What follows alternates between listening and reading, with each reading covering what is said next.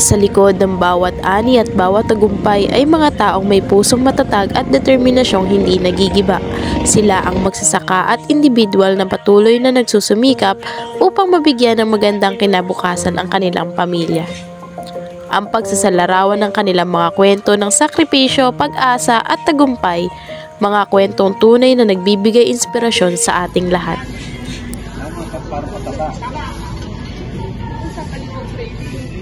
Maginig ko din eh.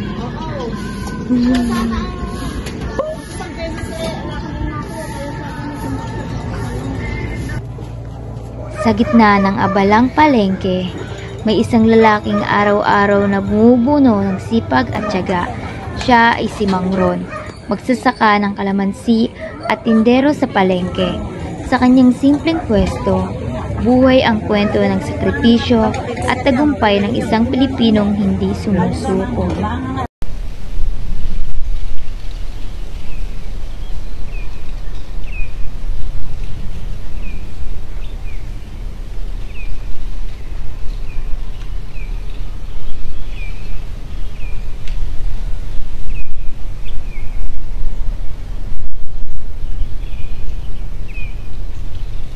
Sa pagitan ng lupa at palengke, hinahabi niya ang kwento ng buhay na nagsisimula sa sakahan at nagtatapos sa isang munting pwestong puno ng pangarap.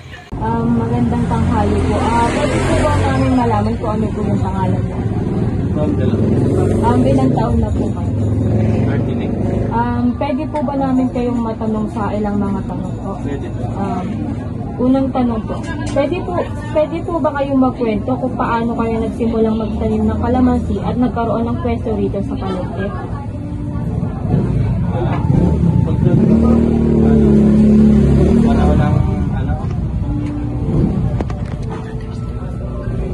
Pagka-graduate ko ng high school, naisipan namin tanim ng kalamansi.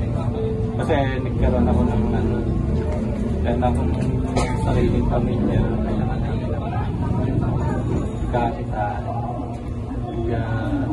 Meron naman kami ng lupa na taniman. Nagsimula ako magpatanim. Naisipan namin na kaya nagpari sa amin na maganda ng pagkakalamansi. Silang kami.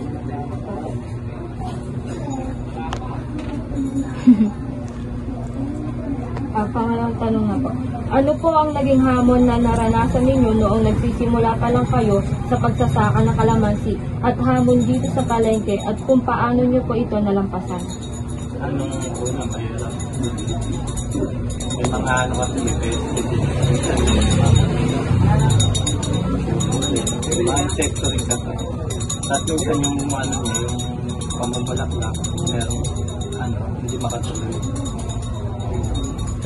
Nung naman, okay naman, nung nalagaan naman namin sa pag-spray. Kailangan lang naman ang patubig, abono.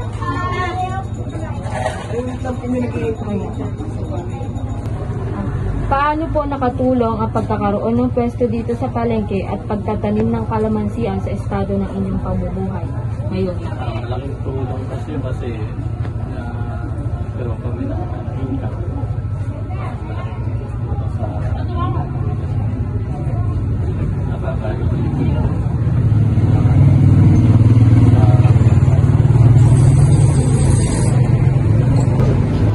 Hindi lang produkto ang kanyang ibinebenta, kundi tiwala. Tiwala sa mga mamimili sa palengke. Ano po ang unang naging hamon ninyo bilang tindero dito sa palengke? Una, kasi nung una nere sa kapatid ko naman yung andun pala kami. Kasi ngayon bagong lipat lang kami rito. Nung una kasi naumpisa na ate ko, kumbaga napayuhan naman ako ng kung paano gagawin. Kaya hindi naman kami masyado nahirapan. May mga ano-ano lang. Natutulungan naman ako ng aking kapatid na kung paano gagawin. Kaya hindi naman siya masyado mahirap. Kasi po may idea na. May idea na. Yung pangalawa po, ano po ang naging paraan ninyo upang tangkilikin kayo ng mga mamimili? Maging mabait lang sa customer, yung maging marunong makihalubin. Marunong ano pa, tama kasi naman. Yung ano po o sino po ang naging inspirasyon nyo sa araw-araw? Mga pamilya, anak, asawa, kapamilya. Tuloy-tuloy ang gusto.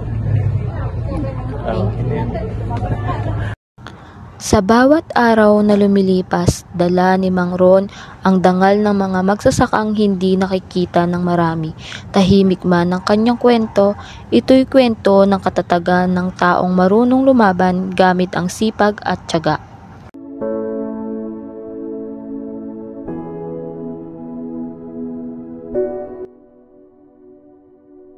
Sa bawat kanto ng palengke, may kwento na isang tulad niya. Tahimik, matatag, at patuloy na namumunga para sa bayan.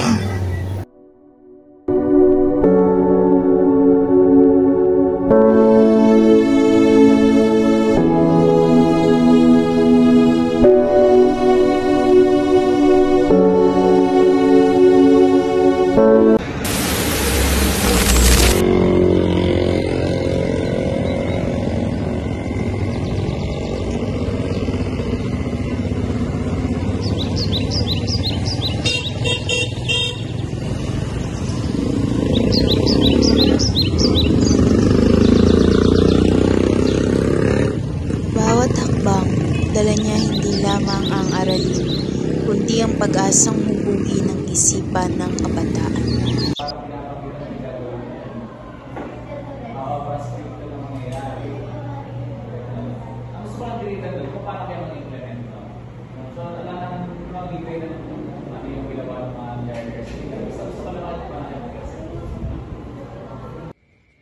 Siya ay nakikinig, nauunawaan at nagbibigay inspirasyon. Para sa kanya, ang pagkatuto ay hindi nasusukat sa libro lamang, kundi sa pagkakaisa, pag-uusap at malasakit. Joseph Eric C. Dissertation title: Leadership Potentials, Self-Resiliency and Spiritual Intelligence as Predictors of Shared Leadership. Ang titulong PhD ay hindi basta nakukuha. Ito ay bunga ng mga taong puno ng sakripisyo, pagpupuyat at pananalig. Sino po nagtulak po sa inyo upang maging guro? Ito po ba ay talagang profession? Tatanungin na ang pangarap ko talaga dati maging scientist bata pa. Pero kalaunan kasi na-realize ko na medyo mahina ako sa math. So kasi maging chemist, pero alam ko maraming math ko. Naisip ko gusto maging historian, kalaunan, kasi nga aside from science, history favorite subject ng bata ako. So alam ko naman na wala namang ibang pwede maging trabaho ang historian, kundi magturo, at maging consultant. So minahal ko na rin yung pagtuturo. Sige sir. Yung pangalawa po, paano niyo po nakapanatili na masaya ang pagtuturo kahit minsan po nakakapagod? So usually binabangit ko naman sa mga estudyante ko yan, alam ng mga students ko, mga kasamahan ko na kahit na nakakapagod ng pagtuturo, iniisip ko na lang dahil para sa bayan ng ginagawa ko. Kaya yung pinaka-motivation ko everyday sa pagbangon ko sa umaga, sa pagpasok, yun na iwas na tatama rin tayo, pero naisip ko na may responsibility ko sa bayan, simula nang nag-teacher ako o nag-guro ako. Sino pa ang kontungkulin yun, na hindi ko dapat may pagkakait yung time ko para sa bansa. And ano po ang inyong inspirasyon po sa pagtuturo? Inspiration ko, syempre, kaya ako magiging historian because of our heroes, syempre yung mga heroes natin. Aside from that, syempre mga students, kasi alam ko naman na sila yung next generation, sabi nga na Rizal, kabataan na pag-asa ng bayan. So, ano magiging silbi ko sa buhay kung wala naman akong contribution sa kanila? So, pinag-ubuti kami lang yung sarili. And paano nyo po na ipapasama po sa mga estudyante? Sa estudyante nyo na kayo po ay nandang mga at tumulong? Yan, alam naman ng mga students ko rin na holistic naman approach ko sa pagtuturo. Hindi mo namin basta nagturo lang.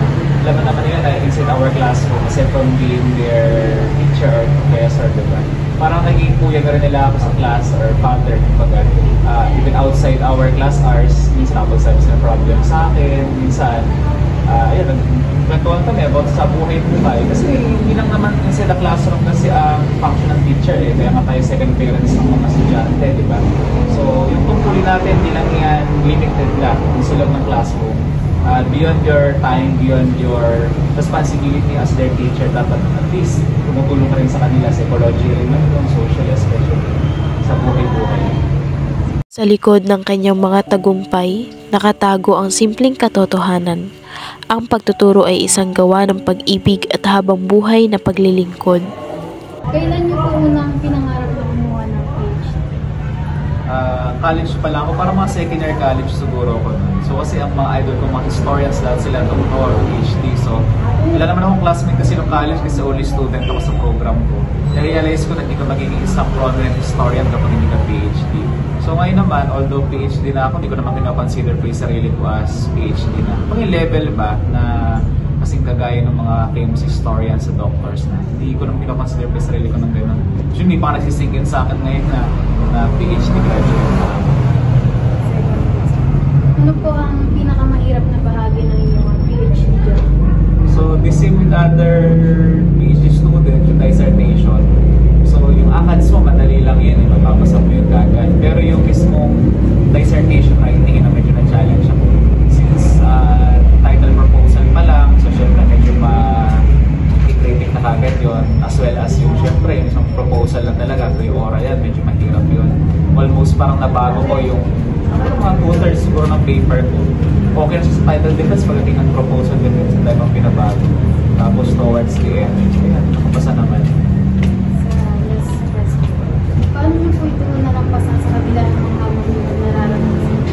So, tiyaga lang. Sabi ko nga sa mga classmates ko, sa mga students ko, pag nag-aaral, tiyaga lang. Kasi yung motivation nyo naman, intrinsic motivation ng pinaka-importante eh. Kung hindi ka magiging motivated sa sarili mo, eh wala ring silbi yung motivation ng ibang tao. So, ano lang, mga normal lang naman na mapagod, mahirapan, pero tiyaga lang, isipin mo lang na matagal ka nung nag-aaral, yung mga nasimulan ka na, ngayon ka babahiin to. Diba? Sabi nga, malayo na pero malayo pa. Pero at least, nag-umuusad ka.